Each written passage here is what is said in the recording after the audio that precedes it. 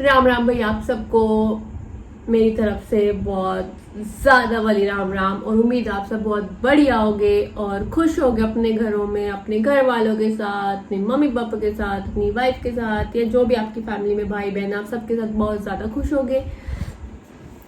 तो चलिए करते हैं आज की वीडियो की शुरुआत।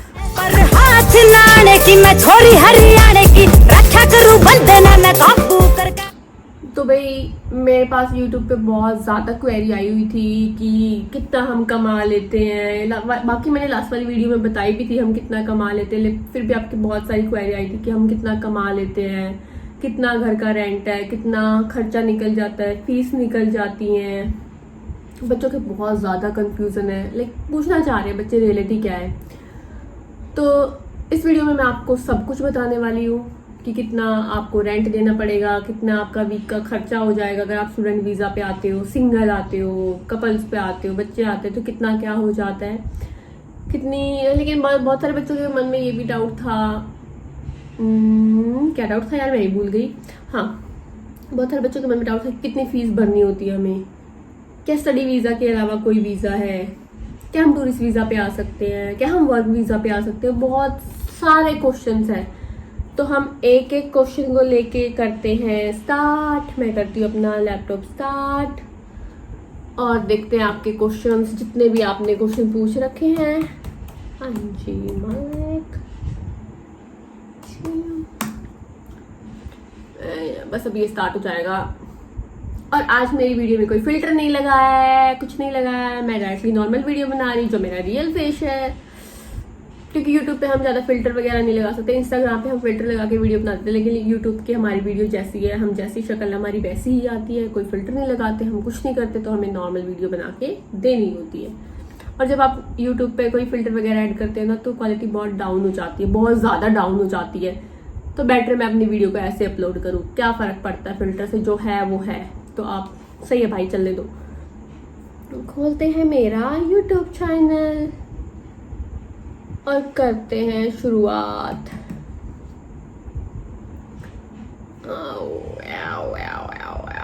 इसमें मेरी बहुत सारी कॉलेज की साइट्स खुली हुई हैं, बड़े दिन हो गए, अभी कुछ गिरना वाला ऊपर से, पट से आएगा कुछ ऊपर से, पट से। तो करते हैं अभी शुरुआत। यूट्यूब चैनल खोलो और गाइस प्लीज़ आपसे एक रिक्वेस्ट है, मेरे चैनल को सब्सक्राइब कर दिया करो, लाइक कर दिया करो, क्योंकि जितने भी क्वेश्चन पूछते हैं ना मैं सबका रिप्लाई कर देती हूँ। लाइक मुझे ये है जिसकी हेल्प हो जाए तो बेटर है, इसी बात पे आप लाइक और सब्सक्राइब कर दिया करो। तो मैं चाहती हूँ कि सबकी हेल्प हो जाए, जितने से ज़्यादा हेल्प हो उतनी ज़्यादा हेल्प अच्छी है। और ये आ गया मेरा चैनल। तो करते हैं कमेंट की शुरुआत। क्या क्या कमेंट्स हैं? मैम व्हेन, ये पूछ रखा है SGR ने, ma'am when should give to IELTS exam 12th appearing और आफ्टर 12th, कि 12th का जो एग्जाम होते हैं हम IELTS उनसे पहले दें या IELTS हम उसके बाद दें। तो अकॉर्डिंग टू मी, जब आप 12th के एग्जाम दे रहे हैं तो आप साथ साथ प्रिपेयर करते जाइए। जैसे ही आपके 12th के एग्जाम फिनिश होते हैं उसके बाद आपके रिजल्ट आने में 3-4 महीने लग जाते हैं, तो उस बीच में आप प्रिपरेशन करो और IELTS का एग्जाम दे दो। जैसे ही आपका रिजल्ट आता है आप अपनी फाइल को परस्यू कर सकते हो। तो 12th के जैसे एग्जाम हो जाए आप तैयारी करो, पेपर दो, तो जब तक आपका रिजल्ट आएगा आपका IELTS का एग्जाम क्लियर हो चुका होगा और अपनी फाइल आप बहुत आराम से लगा सकते हैं। तो ये था आपके क्वेश्चन का जवाब। उसके बाद है ऑस्ट्रेलिया इमिग्रेशन क्या क्या क्वेश्चन पूछती है। तो ऑस्ट्रेलिया इमिग्रेशन क्या क्वेश्चन पूछती है, आई थिंक मेरा इंटरव्यू नहीं हुआ था इमिग्रेशन का, सबका इंटरव्यू नहीं होता इमिग्रेशन से, वो बाय चांस कोई किसी का होता है कि इमिग्रेशन का इंटरव्यू आ जाता है, वरना इमिग्रेशन का इंटरव्यू सबको नहीं आता। मेरा तो हुआ ही नहीं था, मेरी 2-3 फ्रेंड्स हैं उनका भी कोई नहीं इमिग्रेशन का इंटरव्यू नहीं आया था, मेरा भाई आया उसका भी नहीं आया था, मेरे कजन्स आए थे उनका भी नहीं आया था, किसी का भी नहीं आया था इमिग्रेशन से इंटरव्यू। वो किसी का आ जाता है, किसी का नहीं आता, जरूरी नहीं कि सबका आए। बाकी क्वेश्चन वो इतना ऐसा आपसे कुछ डिफिकल्ट नहीं पूछते जहाँ तक मैंने सुना है। आपके बारे में पूछते हैं, जो सच्चाई है आप बता दीजिए, आप कहाँ पढ़ने आ रहे हैं, आपने क्या डिग्री की है, आप कहाँ रहते हो, क्या आपकी इनकम है, लाइक वो क्रॉस वेरीफाई करते हैं कि आप कुछ झूठ ना बोल रहे हो, तो सिर्फ वो वही वेरीफाई करते हैं, उसके अलावा वो कुछ नहीं पूछते आपसे ऐसा। उसके बाद है क्या मैरिज 6 मंथ ओल्ड चाहिए अकॉर्डिंग टू द एम्बेसी। उन्होंने ऐसा कोई क्राइटेरिया बनाया ही नहीं है कि मैरिज इतनी साल पुरानी होनी चाहिए, इतनी साल पुरानी नहीं होनी चाहिए, ऐसा कोई क्राइटेरिया नहीं है।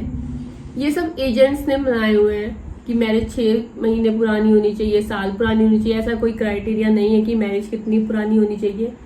बट फिर भी ये माना जाता है कि एटलीस्ट 6 महीने पुरानी मैरिज होनी चाहिए, तो देख लो। तो उसके बाद पूछ रखा है कि बैचलर में एडमिशन लेने के लिए कितने बैंड चाहिए। एटलीस्ट 6 बैंड्स आपके पास होने चाहिए, 6 तो आपके पास होने ही चाहिए। आप बैचलर में या मास्टर्स में जा रहे हो तो 6 बैंड लो, उससे कम पे रिस्क मत लो, ठीक है। मोस्टली क्वेश्चन मैंने अप्लाई कर रखे हैं। ऐसी यूनिवर्सिटी बताओ जिसमें आइल्स के बिना एग्जाम हो जाए, एडमिशन हो जाए। लाइक जब तुम स्टडी वीजा पे जा रहे हो तो तुम्हें पेपर तो देना पड़ेगा भाई, एडमिशन कैसे हो जाएगा? ऐसे नहीं हो सकता, आपको पेपर देना पड़ेगा। तो पिंटू चौधरी, आपका क्वेश्चन गलत है, आपको एग्जाम देना ही पड़ेगा।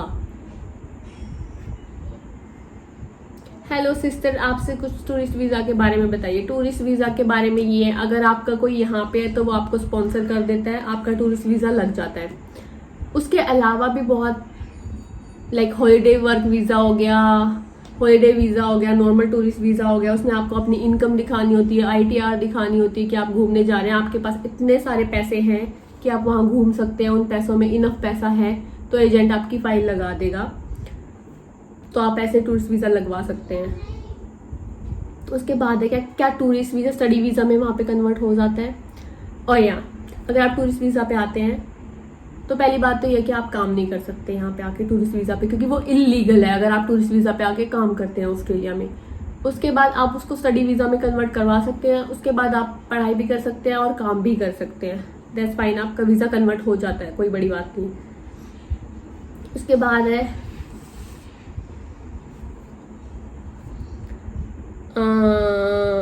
बहुत सारे क्वेश्चन है। आपकी इंस्टाग्राम ID क्या, ये मैंने बता दिया था। हाँ, बहुत सारे बच्चों के क्वेश्चन आ रहे हैं कि आजकल उनकी फीस लेट हो रही है, उनकी COE नहीं आ रही, उनका वीज़ा नहीं आ रहा। तो गाइज ये सबके साथ हो रहा है। आजकल सब कुछ सिस्टम लेट चला हुआ है क्योंकि यहाँ पे छुट्टियाँ हो रखी थी, अब दोबारा से स्टार्ट हुआ है सारा प्रोसेस, तो धीरे धीरे सबका सब कुछ आ जाएगा। ये सबके ही साथ हो रहा है कि फीस लेट हो रही है, COE नहीं आ रही, वीज़ा नहीं आ रहा है, ये सबके साथ हो रहा है। तो कोई बड़ी बात नहीं है, आ जाएगा, सबका सब कुछ आ जाएगा।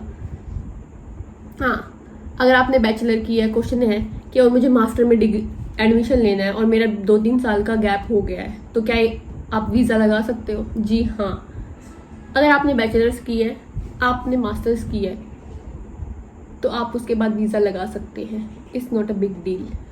तो हम कहाँ थे, बहुत सारे क्वेश्चन थे जिनके मैंने आंसर कर दिया। अब मैं बताने जा रही जिस बात के लिए मैंने वीडियो बनाई थी कि कितना आपका खर्चा हो जाता है वीकली, कितना आप कमा लेते हैं। तो गाइज अगर आप सिंगल हैं तो अकॉर्डिंग टू आज के टाइम आपका जो एक रूम का रेंट होता है वो $150 से $180 जाता है, लाइक $150 से $180 आपका एक वीक का रेंट आपको देना पड़ता है एक रूम का। अगर आप अकेले रहते हैं, अगर आप शेयरिंग में रहते तो आप उसको आधा आधा करके बांट सकते हैं, ठीक है, वो आप देख लेना। उसके बाद आपका ग्रोसरी का खर्चा कितना हो जाता है।